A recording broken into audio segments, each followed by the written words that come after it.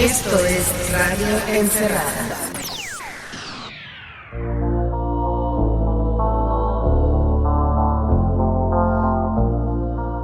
Este año, hasta el 30 de abril, se han cometido 19 feminicidios en El Salvador, según las estadísticas de la Fiscalía General de la República. 8 de ellos ocurrieron durante la cuarentena domiciliaria obligatoria. Esa preocupante cifra se suma a las más de 130 denuncias recibidas por la Organización de Mujeres por la Paz, conocida por sus siglas como Ormusa. En el programa de hoy hablaremos con Ormusa sobre el aumento de la violencia contra las mujeres durante la cuarentena.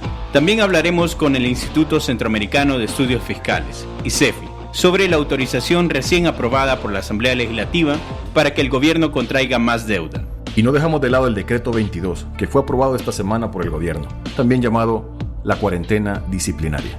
Y como siempre, les traemos una recomendación de entretenimiento para esta cuarentena, en esta ocasión de animes. Soy Gerson Viches. Y yo César Fahuaca.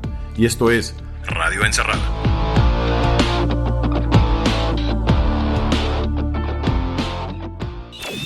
Los datos importan. Este es el reporte actualizado del COVID-19 en El Salvador.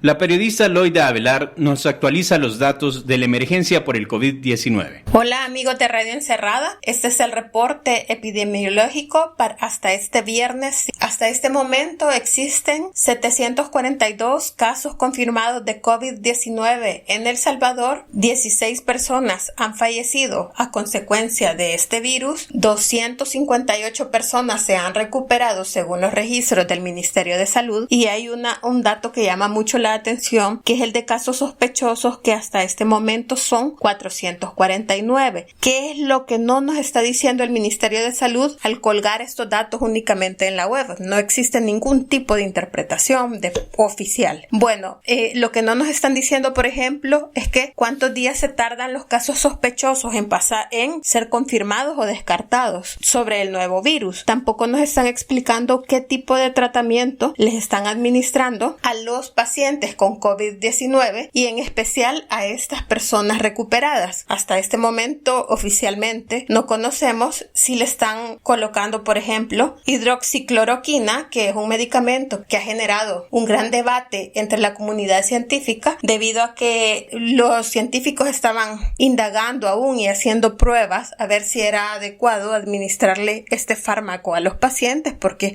algunos estudios revelaban que podían generar otro tipo de daños en el organismo, pero nosotros en El Salvador no sabemos si a las personas que tienen COVID-19 les están dando este medicamento. También existe una situación errada respecto al manejo del lenguaje al momento de informar los casos por parte del presidente Nayib Bukele, porque él habla cada vez que reporta a personas recuperadas de COVID-19, él dice que son personas curadas y hasta este momento no existe cura para el COVID-19. Entonces, en los términos médicos, la precisión es muy importante porque puede generar algún tipo de confusión. No son personas curadas, son personas recuperadas. Y bueno, todos los días aumentan las quejas de violaciones a derechos humanos en los centros de contención, en los 90 centros de contención, donde hasta este momento 3.789 personas permanecen resguardadas y la queja es la misma, que no les han entregado el resultado de su prueba de COVID-19 y ellos quieren regresar a sus casas porque no entienden por qué tienen que permanecer 30 días cuando, según la OMS, el periodo de incubación del virus es de 14. Y con este informe regresamos.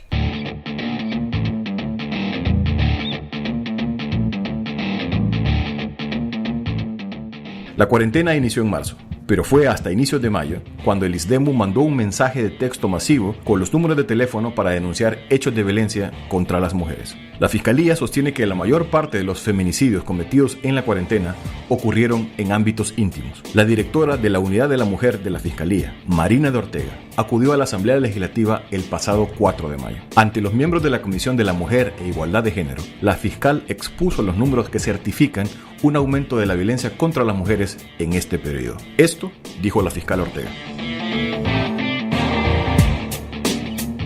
Nosotros manejamos muerte violenta de mujeres. ¿Por qué manejamos muerte violenta de mujeres?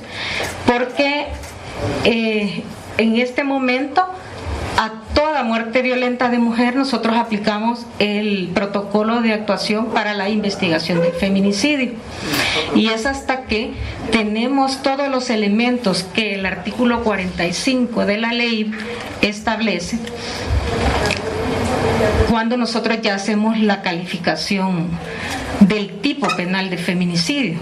Entonces les voy a hablar yo de muerte violenta de mujeres y traigo un comparativo con el año 2019. El año 2019 a marzo cerramos con 10. Marzo lo cerramos con 7. Ha habido una disminución de 3. En abril del 2019 cerramos con 33 y abril recién estamos cerrando con 15. Ahí van a ver ustedes cuando ya les presenté el cuadro de lo que nosotros tenemos calificado ya como feminicidio. Entonces, ¿por qué hago esta aclaración? Porque a toda muerte violenta de mujer sí se le aplica el protocolo de investigación, pero es hasta que damos una calificación jurídica, porque tenemos que llenar todos los elementos del tipo penal cuando nosotros ya podemos hablar de un feminicidio. Entonces, estamos viendo que siempre hay una disminución, tal como lo decía el comisionado. Este cuadrito, aquí sí ya les voy a poder hacer una separación con el tema de la cuarentena parcial y la cuarentena total, que fue en 2 fechas diferentes. Lo hemos enmarcado prácticamente en los delitos de la ley y incluimos el delito de violencia intrafamiliar, porque en este contexto, pues, donde las familias están concentradas en sus viviendas con mayor tiempo, ¿verdad? Los agresores están con sus familias también conviviendo, pues siempre se visualiza un incremento. Aclararles que el delito de violencia intrafamiliar, la Fiscalía lo conoce una vez que ya ha pasado por un proceso judicial en un caso de violencia intrafamiliar conforme la ley de violencia intrafamiliar. Quiere decir que hay otra cifra que la puede tener los juzgados, las pueden tener las organizaciones, la puede tener la Procuraduría General de la República, porque aplican la ley contra la violencia intrafamiliar. Entonces, en este caso estamos hablando del delito del artículo 200, que es diferente a la ley de violencia intrafamiliar. En cuanto a los feminicidios, feminicidio simple y agravado, si ustedes pueden ver ahí, no sé si alcanzan a ver, está un poco pequeña, pero este año, del 1 de enero al 15 de marzo, llevábamos 11. Del 16 al 20 de marzo se da la cuarentena parcial. Ahí teníamos 0.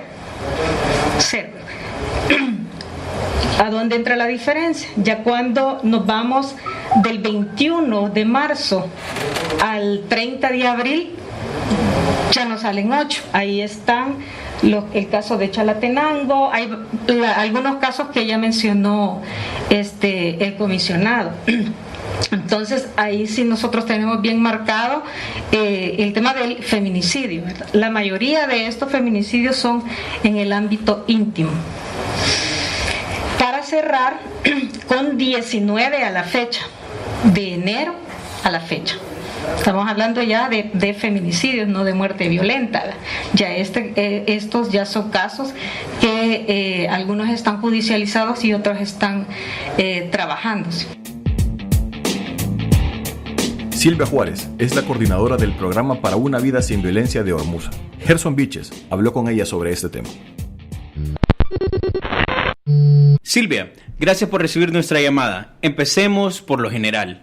¿Cuáles son las cifras y datos sobre violencia contra las mujeres durante este confinamiento? Sobre las cifras y datos, podemos advertir un aumento sustantivo de hechos de violencia contra las mujeres, sobre todo empezando por nuestra medición, es decir, Ormuza cuenta con un centro de detención legal y en su propia medición, en un mes ordinario, suponiendo el mes de marzo y abril del año pasado, reciben promedio 30 a 45 denuncias en un mes. En lo que va de la cuarentena, cuarentena desde el 17 de marzo al 4 de mayo, Hormuz había recibido 134 comunicaciones de hechos de violencia contra las mujeres. En su mayoría tienen que ver con vulneraciones a derechos económicos, a violencia intrafamiliar, la integridad personal, la violencia sexual, el derecho a la salud y también vulneraciones al derecho a la libre circulación. Es decir, estamos advirtiendo un 160% de aumento. En contraste, las instituciones públicas reportan una disminución de sus denuncias respecto a los mismos periodos del año pasado, porque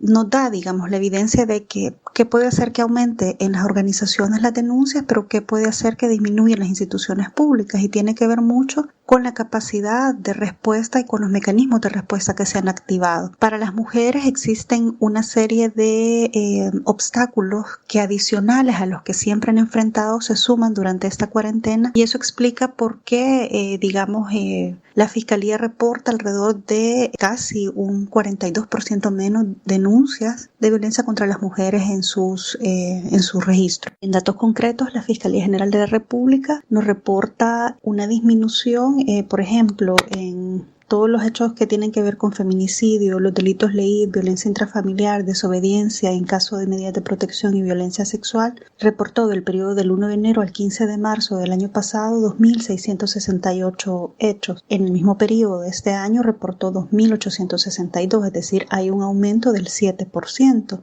Pero cuando vamos viendo el paso de los periodos, por ejemplo, del 16 de marzo al 20 de marzo, que fue la cuarentena parcial, hubieron 196, sin embargo, para este año hubieron 191. Y luego, para la cuarentena que subsiguió desde el 21 de marzo al 30 de abril, la Fiscalía reportó en 2019 1.318 casos y para este año 769, es decir, un 42% menos. Retomando lo dicho, ¿se han implementado servicios especializados para la prevención de la violencia contra las mujeres en este periodo? Precisamente este es uno de los efectos que más hemos resentido durante esta cuarentena, y es precisamente el incumplimiento al artículo 13, ¿verdad? Literal D de la ley y al 22, que ordenan, entre otras cosas, al ISDEMU a definir una estrategia y gestionar la situación de emergencia nacional a efecto de prevenir y detectar hechos de violencia contra las mujeres. Pero también el 22 establece, ¿verdad?, como mecanismos bastante específicos para el Sistema Nacional de Protección Civil durante una emergencia,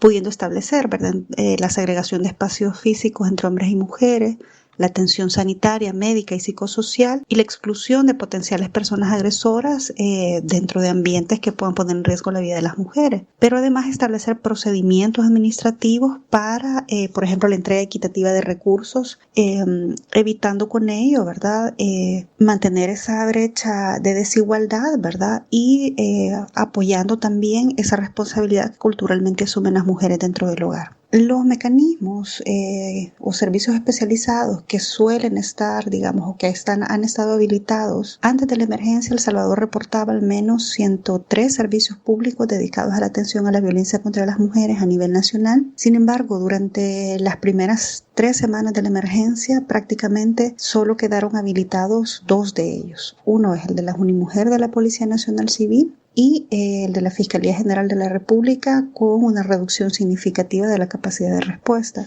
Paulatinamente, los servicios se han ido incorporando y adaptándose a la situación, habilitando, por ejemplo, números de teléfono como la Procuraduría General de la República, que tienen acceso a WhatsApp, también la Corte Suprema de Justicia, que habilitó el número 198, y otras instituciones como el CONA, la PDH, que también lo fueron haciendo. Sin embargo, la respuesta no solo se basa en poder hacer una llamada o lanzar información vía redes sociales, porque lo que detectamos es precisamente mujeres con menor acceso, a cada vez mujeres que estaban o que engrosan la fila del trabajo informal, y que es el trabajo que está paralizado, van priorizando, dejan de tener ingresos y van priorizando, por ejemplo, compra de comida antes que saldo. También reconocemos que en El Salvador existe al menos un 40% de brecha digital, donde muchas mujeres no conocen cómo funciona esto de las redes sociales. También, ¿verdad?, esos obstáculos de los que hablamos reclamos no han sido superados a partir de la habilitación de este tipo de servicios. Por ejemplo, las mujeres ponen una denuncia justo cuando el agresor no está en casa, ¿verdad? Esta situación, esta condición es la más determinante para que puedan hacerlo y sin embargo es justo lo que están viviendo. Por otro lado, no hay ninguna campaña masiva o en las voces audibles de la emergencia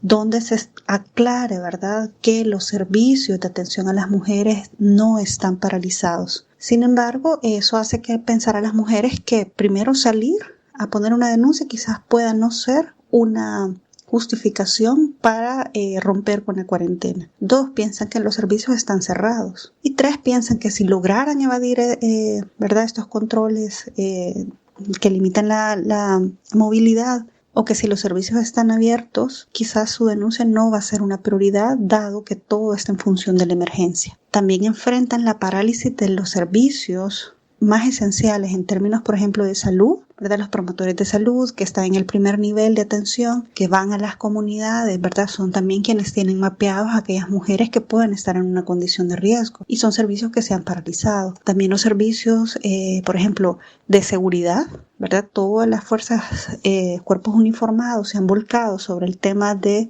el seguimiento a la cuarentena y a su cumplimiento, descuidando, por ejemplo, todo lo que tiene que ver con la seguridad ciudadana. Territorio donde hay menos presencia de personas en las calles, pero donde las mujeres igual tienen que salir a trabajar. Por ejemplo, las mujeres en el sector salud, que sabemos que no se ha paralizado, o de alimentos. Sabemos que, durante la cuarentena también los servicios de transporte se han disminuido.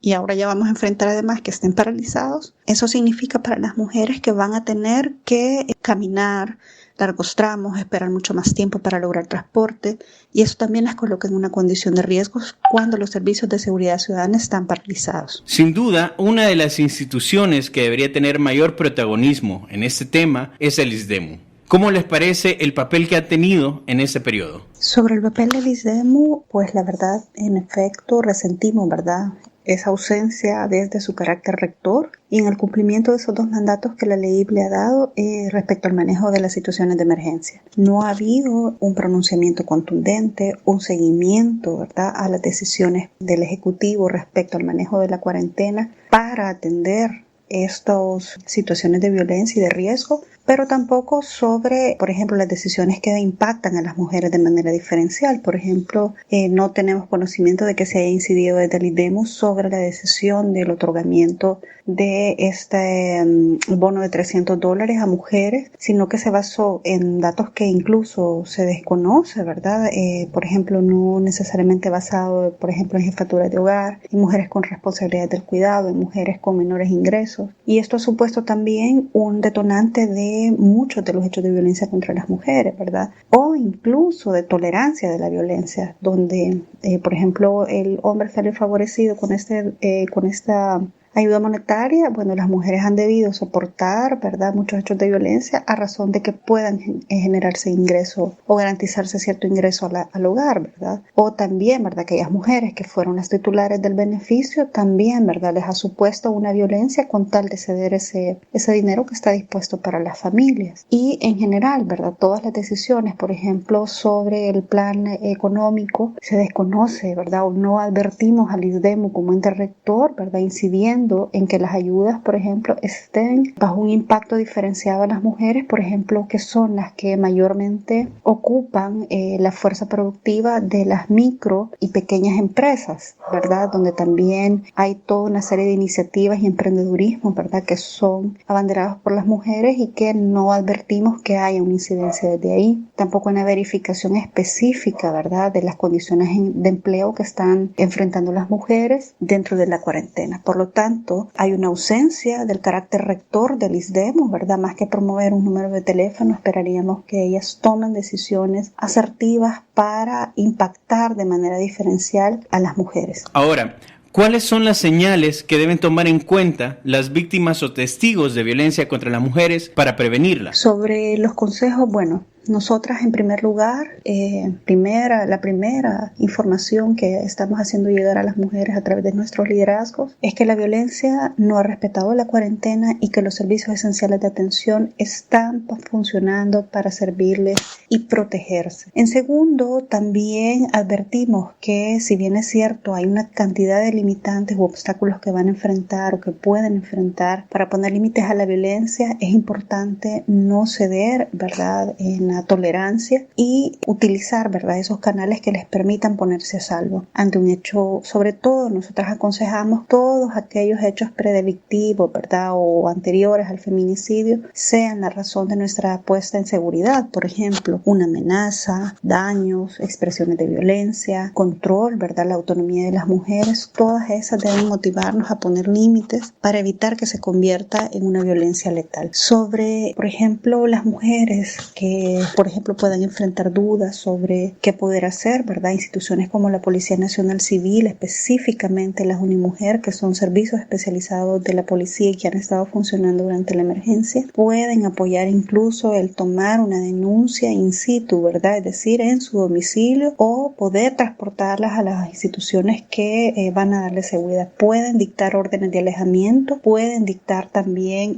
medidas de protección, ¿verdad?, que puedan permitirles a las mujeres ponerse a salvo. También es importante no confundir, ¿verdad? Muchas veces hemos escuchado una cantidad de discursos sobre en los medios, ¿verdad?, también el discurso público, que la cuarentena, ¿verdad?, el hacinamiento como tal o la convivencia prolongada como tal son los determinantes de la afectación de la violencia, y nada más alejado, ¿verdad? Si eso fuera así, todos los hogares enfrentarían la violencia. Sin embargo, lo que debemos tener claro es que, si bien es cierto, la convivencia, el mismo estrés provocado por la situación puede provocar algunos hechos altercados, discusiones, ¿verdad? Estas no tienen como contexto, no tienen a su base el control, ¿verdad?, las relaciones de poder desigual, ni el menosprecio a la vida de las mujeres. Las mujeres que están enfrentando la violencia en sus hogares y que nos han dado como saldo alrededor de 17 feminicidios durante la cuarentena, nos da nada más la idea de que aquellas mujeres que conviven con un agresor, estando a mayor disposición del control de este y con mayores obstáculos para poner límites, se ven en mayor riesgo feminicida. También los hombres suelen asumir, ¿verdad?, que puede que la emergencia les favorece la impunidad. Bueno, para cerrar la entrevista, Silvia, ¿dónde pueden las mujeres hacer sus denuncias y contar con información y acompañamiento? La información, dónde recibir ayuda, bueno, Ormuza cuenta con un centro de atención legal.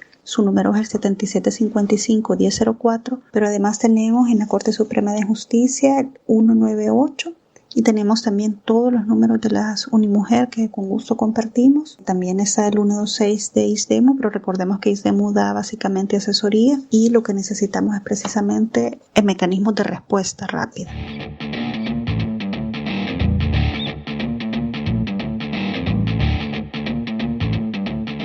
A inicios de esta semana, la Asamblea Legislativa aprobó la Ley de Regulación para el Aislamiento, Cuarentena, Observación y Vigilancia por COVID-19. 4 días después, quienes la respaldaron públicamente, es decir, la ANEP y el Partido Arena, se han retractado. Para conocer a fondo lo ocurrido, platicaremos con nuestro coordinador, Fernando Romero. En tiempo de emergencia, el análisis y la calma son necesarios. Esta es la entrevista de hoy. Hola Fernanda, ¿qué tal? ¿Cómo estás? ¿Qué tal, César? ¿Cómo están todos? Muy bien. Fernando, contanos un poco qué es lo que pasó en la Asamblea con la aprobación de esta nueva ley y que derivó luego con la aprobación de un decreto ejecutivo, el decreto 22. Ok, bueno, se trata en realidad del decreto legislativo 639, el que aprobó la Asamblea Legislativa. Lo vamos a abreviar el nombre, ¿verdad? Porque es muy largo, es la ley de cuarentena. Esta ley fue propuesta por el gobierno de Nayib Bukele desde la semana anterior. En la plenaria última, antes del lunes, que fue la del jueves, se acercaron los representantes del gobierno, el secretario privado, el secretario jurídico, para plantear esta nueva ley.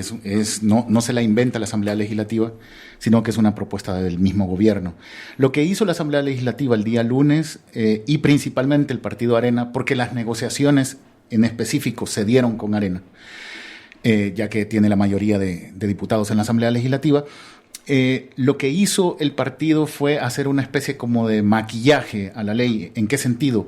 En que tomó algunas referencias de las últimas resoluciones de la Sala de lo Constitucional para que se respeten los derechos humanos y digamos que suavizó un poco esa ley. De esa ley precisamente deriva el Decreto Ejecutivo 22, que es el que ahorita se está implementando. Que se resume en todo caso en que no podés abandonar tu municipio de residencia, de que no hay transporte público, ha sido suspendido en todo el país. Pero perdóname que te interrumpa, pero eso que regula el decreto ejecutivo 22, es decir, el decreto aprobado por el gobierno, partes como por ejemplo movilizarte entre municipios o que se prohíba el transporte público no estaba contemplado en el decreto legislativo 639. Fíjate que lo que pasa es que en el artículo 8 de la ley los diputados le dan un gran campo de acción al Ministerio de Salud. Entonces justamente por ahí digamos que está el vacío legal por el que el Ministerio de Salud, ¿por qué? Porque si bien la ley te dice quiénes pueden seguir trabajando, qué tipo de comercio es el que puede seguir abierto, el artículo 8 te dice también que las disposiciones de la cuarentena las va a tomar precisamente el Ministerio de Salud. Entonces, pero Fer, ¿puede hacer esto? Es decir, ¿la Asamblea puede delegar su función de legislar en el órgano ejecutivo? Es que de hecho el decreto legislativo tiene un montón de vicios, tiene un montón de vacíos. Primero porque precisamente le deja casi que legislar al Ejecutivo y cosa que no le compete al Ejecutivo. Pero todo esto es como una especie de digamos, como una prerrogativa que le hizo el partido Arena, dado que es una ley de 43 votos, ¿verdad? Y Arena tiene 37 diputados en la Asamblea, es decir, solo los necesitaban a ellos porque el FMLN se mostró en contra desde un principio, advirtiendo lo que iba a pasar justamente después de aprobada esta ley. Entonces, por eso te digo, las negociaciones siempre fueron con Arena, porque esos votos eran valiosos para el gobierno, lo han sido y ahí está el producto. La ley en sí tiene estos vacíos, tiene estas grandes deficiencias por las cuales el Ejecutivo ha podido hacer lo que está haciendo. Ahora, obvio, todo esto, si vos lo llevas a un estudio constitucional, te va a salir primero que la ley tiene unas grandes deficiencias y que obviamente el Ejecutivo no puede estar haciendo lo que está haciendo. Hay un punto bien importante para recordar a la gente que nos escucha. Uno es que el decreto legislativo 639 además legalizó las detenciones arbitrarias como las catalogó la Sala de lo Constitucional. Pero además el decreto 22... digamos, las medidas principales, como por ejemplo la prohibición del transporte público, fueron comunicadas a la población vía Twitter media hora antes del inicio oficial, es decir, casi a las... fueron comunicadas a la población un par de horas antes de entrada en vigencia, el jueves 7 de mayo. Mucha gente se enteró hasta el día siguiente que no iba a haber buses. Y digamos que eso ha sido la molestia para un montón de personas. Más allá de que bastante gente considere todavía que, por ejemplo, esto puede ser una buena medida porque favorece al distanciamiento social, fue una medida que no se comunicó a su debido tiempo. En realidad, todo lo que se ha venido haciendo desde la Asamblea Legislativa y en todo caso promovido por los diputados de Arena, digamos que ha sido bastante criticable, precisamente porque hay un decreto 632 que te dice que hay una protección de derechos humanos durante esta emergencia, que la vetó el presidente y que luego la misma Asamblea Legislativa, diputados de Arena y diputados del FMLN, sobrepasaron ese veto. Y ahora es la Sala de lo Constitucional la que tiene que decidir si eso entra en vigor o no. Pero esa ley de derechos, de protección de derechos, es totalmente contraria al 639 que aprobaron, precisamente por este tipo de decisiones que está tomando el gobierno de paralizar el transporte, de evitar, de restringir estos derechos constitucionales que en ningún momento se le ha dado facultad. Y una última cosa, Fer, antes de pasar al siguiente punto en el programa, es... Esta semana la Asamblea también aprobó algo no menos importante, que fue la autorización que se le dio al gobierno para que pueda adquirir más deuda. Hay que recordar que ya el gobierno se le había autorizado contraer hasta 2.000 millones y esta semana se dio un nuevo decreto, el 640, para que se llegara a 1.000 millones más. Es decir, el gobierno tiene la capacidad de contraer deuda hasta por 3.000 millones. Lo que significa en realidad un poquito menos de la mitad del presupuesto general de la Nación de 2020. Es decir, nos han hipotecado. Si el gobierno logra prestar todo ese dinero, vamos a terminar pagando todo eso en mucho tiempo. Pero más allá de eso, es para qué se va a ocupar ese dinero. Es para ciertas cosas que ya estaban planteadas en los primeros 2.000 millones de dólares, que era el rescate de la economía salvadoreña. Ahora, bajo el pretexto de un acuerdo con ANEP, viene el gobierno y pide otros 1.000 millones de dólares más. Y la Asamblea, y nuevamente, el Partido Arena no tuvo ningún reparo para aprobárselo. Es decir, ahora digamos que ya hay asegurada esta partecita de la economía. Muchas gracias, Fernando. Gracias. Sobre el tema específico de la autorización para que el gobierno adquiera nueva deuda, Revista Factum habló con Ricardo Castaneda, economista senior y coordinador para El Salvador y Honduras del ICEFI.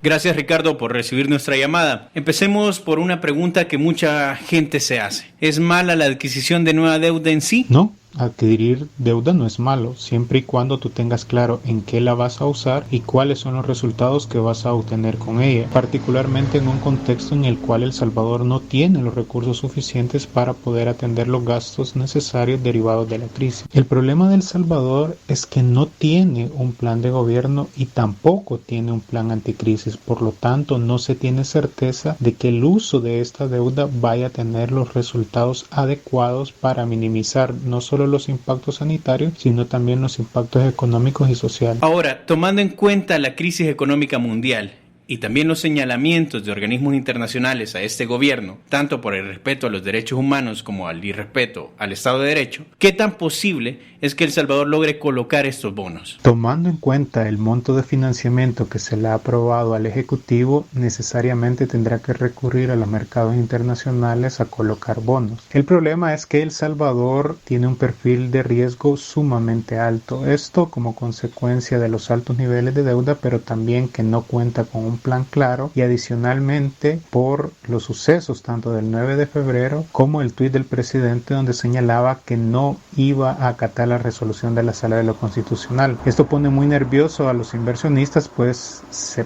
preguntan si incluso no va a respetar la Sala de lo Constitucional, que nos hace pensar que sí va a cumplir con las obligaciones del endeudamiento con nosotros. Y a partir de ahí surgen dos escenarios que pueden ser muy peligrosos. Uno, en el cual El Salvador sí logre que se le compre la deuda, pero sería una deuda sumamente cara, posiblemente una tasa de interés de 2 dígitos, que en el mejor de los casos pudiera ser del 12 al 13%, aunque también puede entrar a lo que se denominan los fondos buitres, en los cuales la tasa de interés por lo menos es del 17%. Pero también puede estar el otro escenario, en el cual nadie quiera comprarle la deuda a El Salvador. Eso, además de inédito, sería sumamente peligroso porque al inicio de una crisis económica tan grave como la que vamos a enfrentar, El Salvador ya tendría los mercados financieros cerrados. A final de año, el Ejecutivo tendrá que presentar un nuevo presupuesto nacional para 2021. En seguramente tienen que incorporar el pago de esta deuda. ¿Podría afectar esto el gasto social? De no hacerse ninguna reforma fiscal, el costo de la crisis lo van a pagar las personas más vulnerables.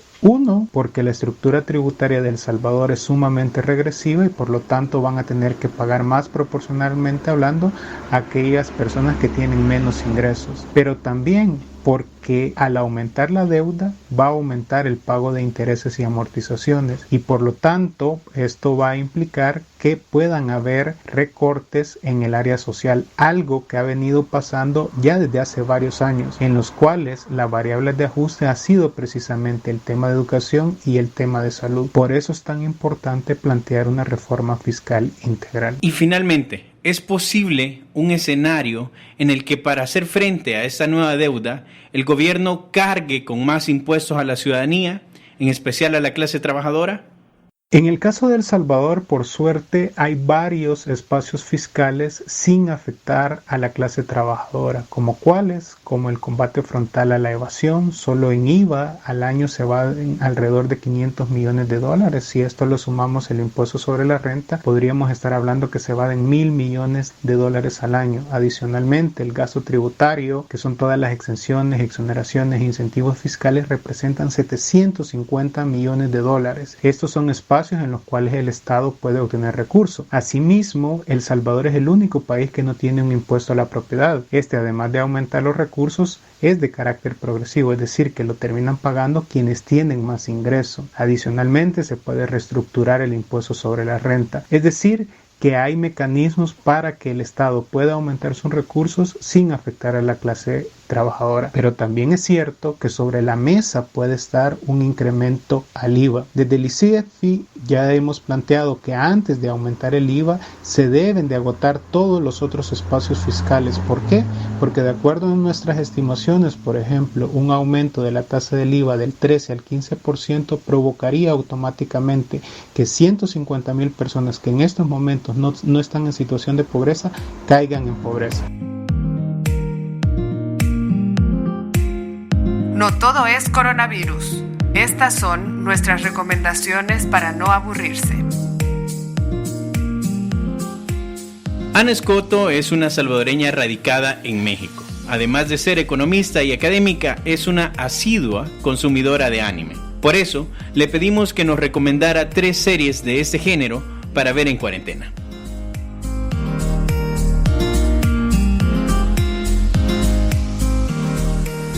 Mi nombre es Ana Escoto y les voy a recomendar 3 animes para la cuarentena. El primer anime ustedes lo pueden ver en Netflix, en la plataforma Netflix, y pueden revisar el anime La vida desastrosa de Saiki-kun. Este anime va de un adolescente que tiene poderes psíquicos y sus aventuras como tal. No pareciera que tener poderes psíquicos te puede dar todo en la vida, pero más bien es una historia de un chico que tiene muchos dramas para poder mantener el orden de su vida por esta situación extraordinaria que le pasa. Este anime está conformado por 120 pequeños capítulos. Cada capítulo tiene 5 minutos. En Netflix ustedes van a encontrar comprimidos unos 3-5 capítulos en cada capítulo, entonces no requiere demasiada atención, entonces sin duda le saca varias risas y no necesita que pongan todo el empeño y toda la atención en mirarlo. El segundo anime que les voy a recomendar está en la plataforma Crunchyroll. Se trata de Mob Psycho 100. Por cuestiones azarosas, me toca mencionar otro anime de un joven que tiene poderes psíquicos, pero este anime sí es un poco, digamos, más serio. Sí hay una trama, pero es una trama muy divertida, donde sin duda Mob, quien es un estudiante de 8º grado que tiene estos poderes, se encuentra con otro gran personaje que quizás es nuestro favorito, que es Reigen, que lo explota en base a sus poderes. Este es un anime que además tiene una animación muy muy buena. Lo encuentran en Crunchyroll, tiene 2 temporadas, las 2 temporadas son buenísimas, se las pueden echar súper rápido y sin duda uno de los mejores animes de lo que va en esta década. El tercer anime que les voy a recomendar para reírse en esta cuarentena es El amor es difícil para un otaku, o conocido como Watakoi, porque es una contracción de su nombre en japonés. Este anime está en Amazon Video y va de la historia en el marco de una oficina donde nuestra protagonista Narumi se encuentra a un ex compañero de la preparatoria y ambos empiezan a salir pensando en que ella, al ser una persona que le gusta mucho el manga y los idols y el yaoi, que no va a encontrar otra pareja que no sea Hirotaka. Es un anime muy muy divertido, que sin duda les va a sacar un par de carcajadas y lo pueden encontrar en Amazon Prime.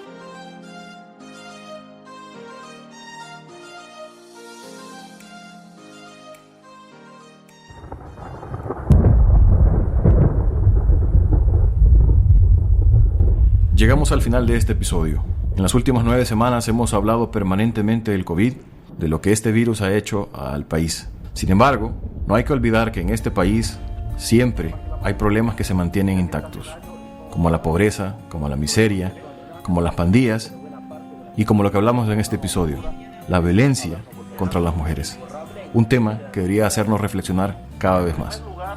Es todo por hoy y por favor, lávense las manos. No están muy bien. ¿Podrían las autoridades salvadoreñas tener una idea de la manera como nos iba a golpear esta tormenta? Otra vez vuelve la ilusión, o tal vez solo es la impresión de que esta vez todo va a cambiar y que los buenos hoy van a ganar, pero otra vez la van a cagar y otra vez te van a bajar y otra vez se van a burlar y otra vez se te va a olvidar. En el amor y en el poder no puedes confiar, las dos son guerras perras que hay que luchar, y aunque ganes te vas a ensuciar y el final es bien amargo para saborear. Se te acaba el tiempo y no se puede comprar, le vendiste el alma al diablo y hoy te viene a cobrar. Todos tus sueños se cumplieron y te vas a aburrir, sos esclavo de tus cosas y te vas a morir. Nací en el hoyo más podrido y más profundo, tal vez por eso no te entiendo y me confundo, pero aunque vos y yo también somos morenos, estás pendejo y vos me estás viendo de menos. En este pueblo que está sucio y dividido, hay personas que la pasan divertido, son demonios y ladrones pervertidos que manejan a su antojo todos los partidos.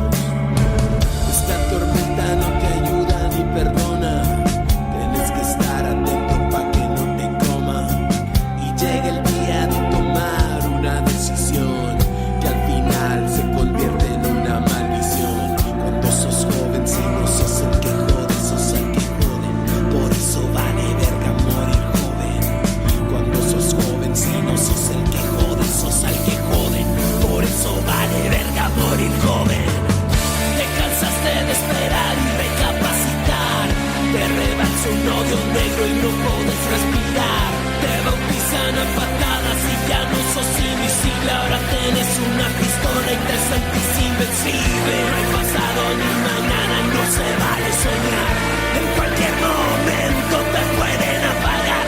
Naciste muerto y sabes que no te van a extrañar, y antes de explotar vas a hacerte notar, y antes de explotar vas a hacerte notar, y antes de explotar vas a hacerte notar, y antes de explotar vas a hacerte notar.